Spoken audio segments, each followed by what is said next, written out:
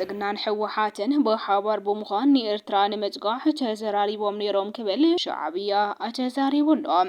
ካብ መቐለ ናብ አዲስ አበባ ዝግበር በራታት ንዝቕጽሉ 2 ሰሙን ሙሉእ ተዓጽዩ ምህላው ንብዙሓት የሸቕለሎም። ክትሕከም ተደሊኻ መጀመርያ ይቅርታ ኢልካ ደብዳቤ ጽሓፈልና ክትብል መንጀሪኖ ንሓደ ሓላፊ ትእዛዝ ሂባላ።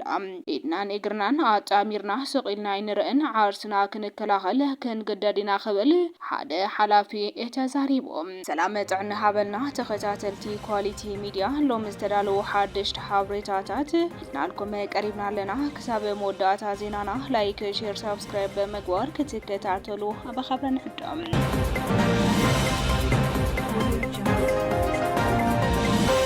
ቀዳምነት ብልጽግናን ሕወሓትን ብሓባር ንኤርትራ ንምጥቃዕ ተዘራሪቦም ነይሮም እዮም ክብል ሻዕብያ ተዛሪቦም። መንግስቲ ኤርትራ ንኣምባሳደር ሬድዋን ሁሴንን ሚኒስተር ጌታቸው ረዳን ምላሽ ሂቦም። ዋና ዳይሬክተር ሃገራዊ ስልያ ጸጥታ ኣምባሳደር ሬድዋን ሁሴንን ኣማኻሪ ቀዳማይ ሚኒስትር አብይ አሕመድ ኣይተ ጌታቸው ረዳም ኣብዚ ቀረባ እዋን ብአልጀዚራ ኣብ ልዕሊ መንግስቲ ኤርትራ ዝቀረበ ክስ ስዒቡ ሚኒስተር ዜና ኤርትራ ኣይተ የማነ ገብረ ክርስቶስ ምላሽ ሂቡሎም። ኣይተ ሬድዋንን ኣይተ ጌታቸው ረዳን ኣብ ጽሑፎም ኣብ መንጎ ሕወሓትን ኤርትራን ሓድሽ ምትሕዋር ከም ዝተጀመረን እዚ ምትሕዋር ድሕሪ ሒደት መዓልታት አንጻር ፌደራል መንግስቲ ሓድሽ ኩናት ንምጅማር ዝዓለመ ምዃኑ ጠቂሶም እዮም። ነዚ ብክልቲኦም ሰበስልጣን ዝቀረበ ክስ ስዒቡ ሚኒስተር ዜና ኤርትራ ኣይተ የማነ ገብረ ክርስቶስ ኣብ ትዊተር ገጹ ኣብ ዝሃቦ መልሲ መደረቶም ሰበስልጣናት ብሓሶትን ምትላልን ጉጌ ሓብሬ ሳይ ብምዋል ነቲ ዝዘርግሕዎ ጽሑፍ ነጺዎሎም። ብተወሳኺ ድማ መልሲ እቲ ሚኒስተር እቶም ሎሚ ዝኸሱና ዘሎ ወገናት ስምምዕነት ፕሪቶሪያ ቅድመ ምፍራሙ ሒደት ኣዋርሕ ኣብ ጅቡትን ሴሼልን ኣብ ልዕሊ ኤርትራ ሓበራዊ ወራር ንምክያድ ብሕቡእ ተራኺቦም ነይሮም እዮም ብምባል ሓድሽ ሚኒስተር ኣቃሊሕሎም።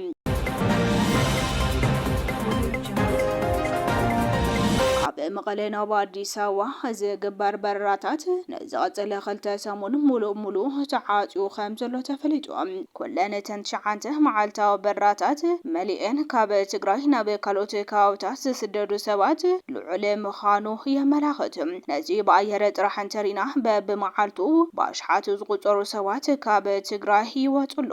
እዚ ኣብ ልዕሊ ቁጽሪ ናይቶም መዓልታዊ በስታርባስ ከውራን ሚኒባስን ካልኦት ናይ መሬት መጓዓዝያታት ዝጓዓዙ ተጓዓዝቲ ክውስኽ እንከሎም መጠን ስደት ህዝቢ ዝያዳ ዘሰክፍ ኮይኑሎም። ብኣንጻሩ ድማ ካብ አዲስ አበባ ናብ መቐለ ዝግበር በረራታት ብዙሕ ግዜ ክፉት ምህላው ቁጽሪ ናብ ትግራይ ዝምለሱ ሰባት ኣዝዩ ትሑት ምዃኑ ዘርእዮም። እዚ ኩነታት ህዝቢ ትግራይ ብዝተፈለየ ኣንፈት ፋሒሉ ብምህላው እቲ ክልል ስደት መናእሰይ ካብ መዓልቲ ናብ መዓልቲ ይውስኽ ከም ዘሎ ዘመላኽት እዮም።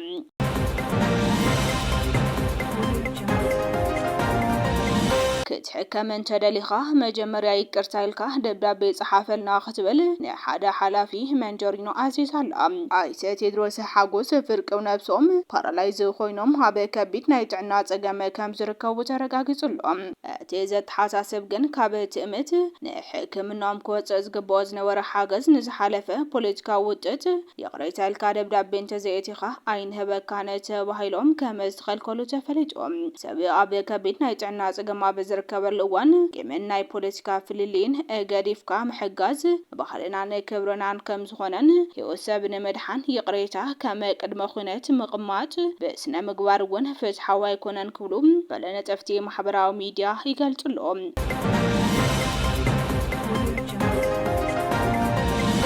ስና ክንከላኸልና ክብል ሓላፊ ጉዳያት ኮሙኒኬሽን ትግራይ ዶክተር አብርሃም ሓጎስ ገሊጾም።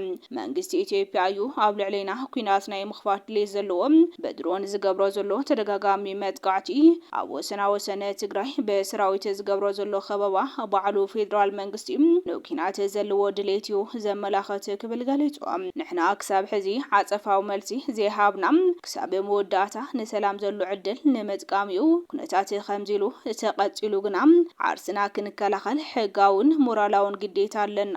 ኢድናን እግርናን ኣጣሚርና ሰቂልና ኣይንርአነ ክብል ሓላፊ ጉዳያት ኮሙኒኬሽን ትግራይ ዶክተር አብርሃም ሓጎስ ገሊጾም።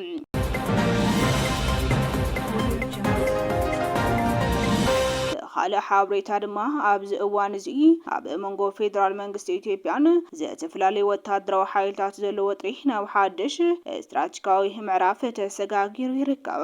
አብይ አሕመድ ድሕረ መረጻ ዘመናዊ አጽዋር ናብ ካልኦት ሓይልታት ከም ሻዕብያን ፋኖን ከፍስሱ ሓሲቡ እኳ እንተነበረም ወገን መራሕቲ ሕወሓት ጸበል መሲልዎም ቅድሚያ ናባናተ ዘይጀምር ካይሎም አቅቢጾምሎም አብይ እውን እቲ ኩናት አንፈቱ ናብ ትግራይ ንኽዞር ገይርዎሎም እቲ ኩነታት ሕዚ ኣብ መወዳእታ ምዕራፍ ምድላው ይርከብ ክብሉ ገለተን ተንቲ ዝከፍቶኦም ይገልጹሎም። እዚ ምንቅስቃስ እዚ ብናይ ዲፕሎማሲ ሚድያታት ስጉምተውን ዝተደገፈ እዩ። ጌታቸውን ሬድዋን ሁሴንን አባል ጀዚራ ሕወሓት ኣብ ልዕሊ ፌደራል ኩናት ንምኽፋት ተዳልዩሎ ዝብል ጽሑፍ ከውጹን ከለው እዚ ትርጉሙ ብወገን ፌደራል መንግስቲ ኩናት ንምጅማር ዝሓስቦ ምድላው ዘርእዮም ብተወሳኺ ልኡኻት ከምኡ ወሳንጆ ናብ መቐለ ምልኣኽ ፌደራል መንግስቲ ንማሕበረሰብ ዓለም ንሕና ብሽማግለታት እውን ከይተረፈ ኩሉ ናይ ሰላም መንገዲ ፈቲና ኢና ዝብል መልእኽቲ ንምትሕላፍ ዲፕሎማሲያዊ ተቐባልነት ንምርካብን ዝኸዶ ዘሎም ስትራቴጂካዊ ርሕቀት እዩ።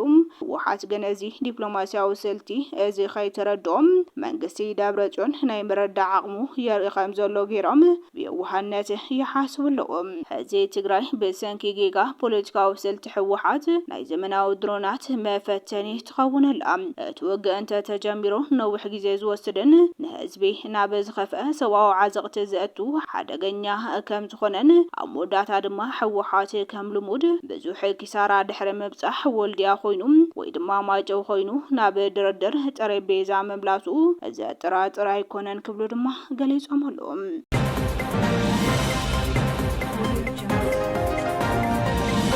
ኣብ መወዳእታ ከም ህዝቢ ንህላውና ዓርሰ ውሳነናን መጻኢናን ንቃለሳለና ቃልስና ድማ ፍትሓውን ቁኑዕን ስለዝኾነ ክንዕወት ኢና ክብል ጀነራል ምግበይ ሃይለ ተዛሪቡሎ።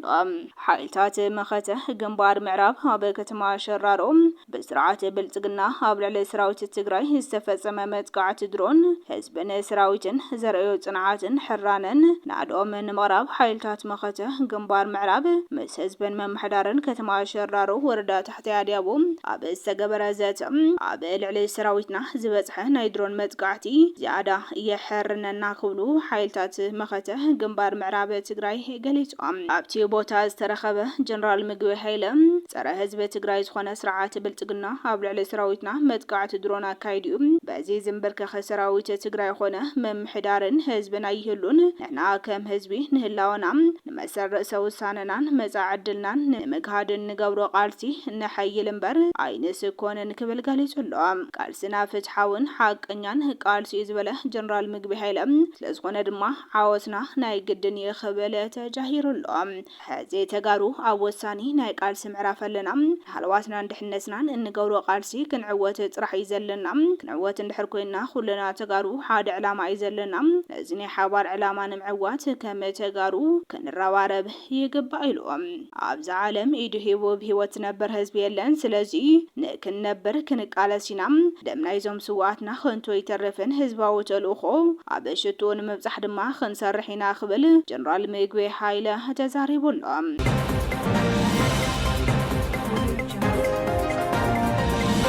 ዝኸበርኩም ተኸታተልቲ ኳሊቲ ሚድያ ሎም ዝተዳለዉ ሓድሽቲ ሓበሬታታት ነዞም ዝተኸታተልኩሞም ይመስሉ ነይሮም። ንስናይ ምክታልኩም ድማ እዚና ኢና ነመስገነ ሰላም።